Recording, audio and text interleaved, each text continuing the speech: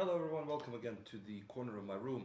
I'm gonna read some Jane Eyre by Charlotte Bronte, an English classic, and comment on it as I read for 10 minutes just to point out the beauty of English literature.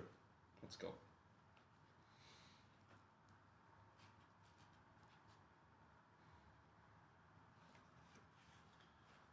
All men must die, said a voice quite close at hand, but all are not condemned to meet a lingering and premature doom, such as yours would be if you perished here of want.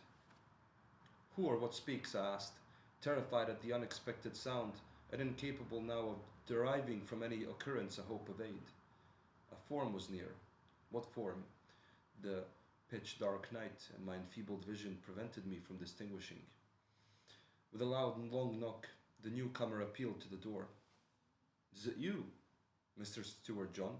cried Hannah. "Yes, yes, open quickly." "Well, how wet and cold you must be, such a wild night as it is.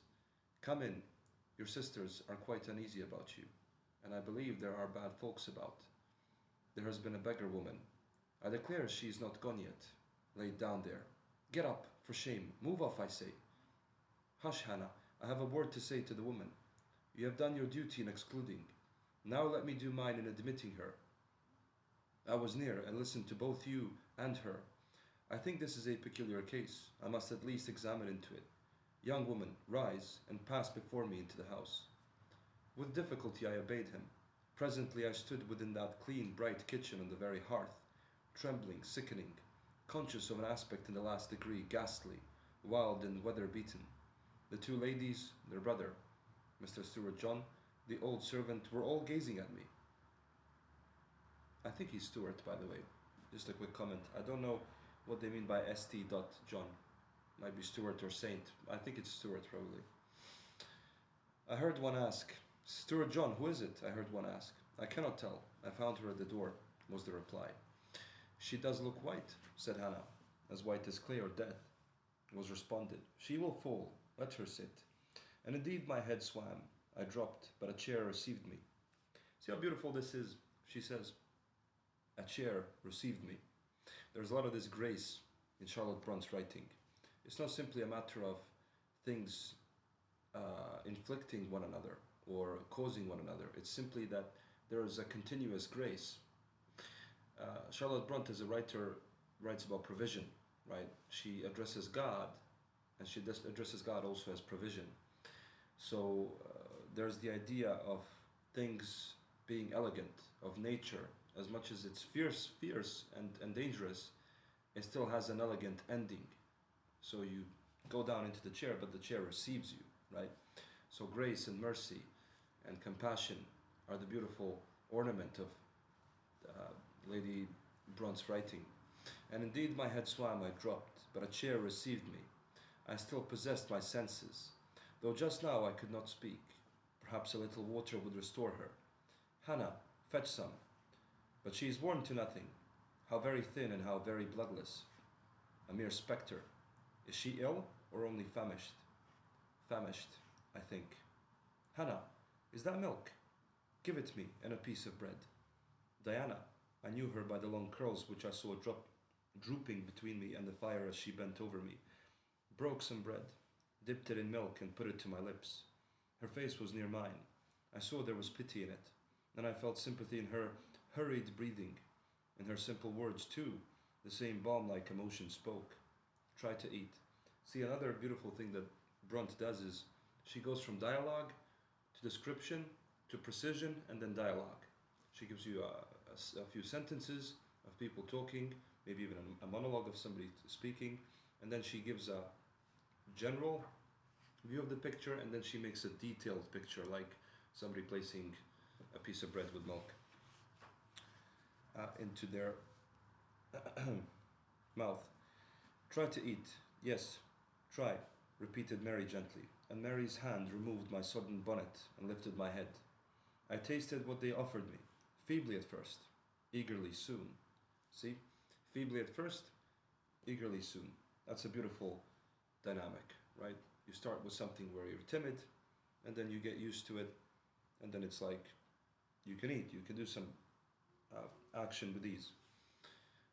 So again, Charlotte Bronte points out the majesty and the beauty of the world, even in detail. Not too much at first. Restrain her, said the brother. She has had enough.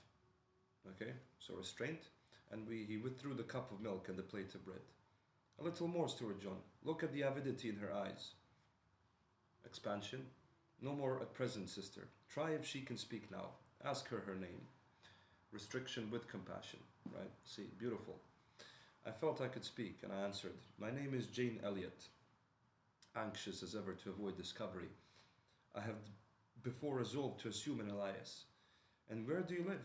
Where are your friends? I was silent.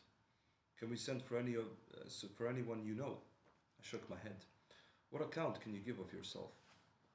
Somehow, now that I had once crossed the threshold of this house, and once was brought face to face with its owners, I felt no longer outcast, vagrant, and disowned by the wide world.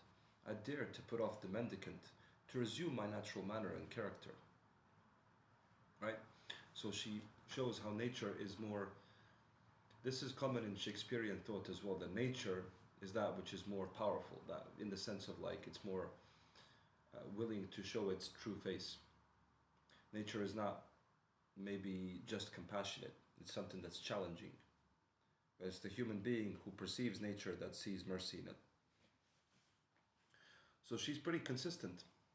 I began once more to know myself, and when Mr. Stuart John demanded an account, which at present I was far too weak to render, I said after a brief pause, Sir, I can give you no details tonight. But what, then, said he, do you expect me to do for you? Nothing, I replied. My strength sufficed but short answers. Diana took the word.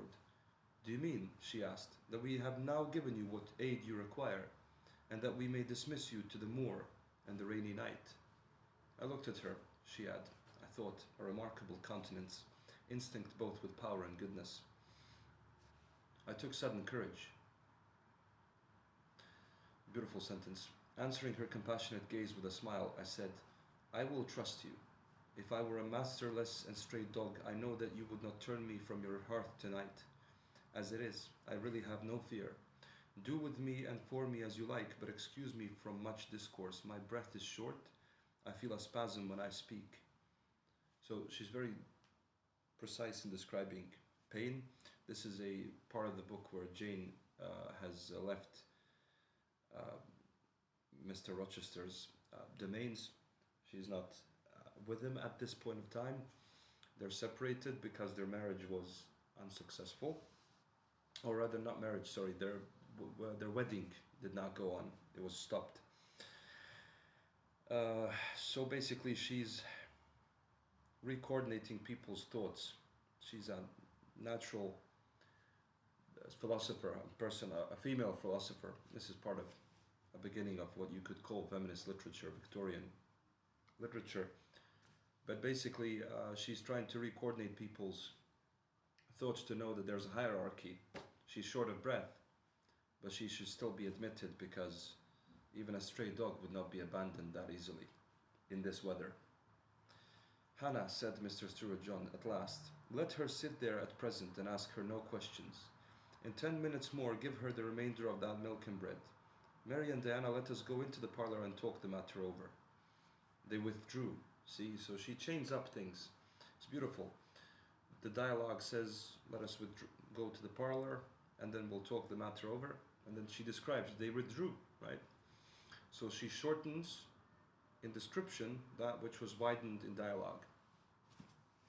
That's how you write. Very soon one of the ladies returned. I could not tell which. A kind of pleasant stupor was stealing over me as I sat by the genial fire. In an undertone she gave some directions to Hannah. Ere long, with the servant's aid, I contrived to mount a staircase. My dripping clothes were removed. Soon a warm, dry bed received me. See, her descriptions of interacting with material objects remind you of nature. Mounting a staircase. She still carries that nature in her manner where she mounts the staircase and then she goes up. Dry bed received me. So again, the bed received her. You go from majesty into beauty. She has a very good sense of duality. in narration. I thank God, right? So re-centralizing ideas, experienced amidst unutterable exhaustion a glow of grateful joy, and slept. And that was the ending of chapter 18. There you go. That's a quick way to read an English classic, analyze it, and understand it. Look between the lines. Look for metaphysics. Earlier writers were very aware of how nature inspires the man. And specifically, Charlotte Bronte is a good example of that from the feminine, emphatic voice in literature. So, God bless Charlotte Bronte and you as well. Take care.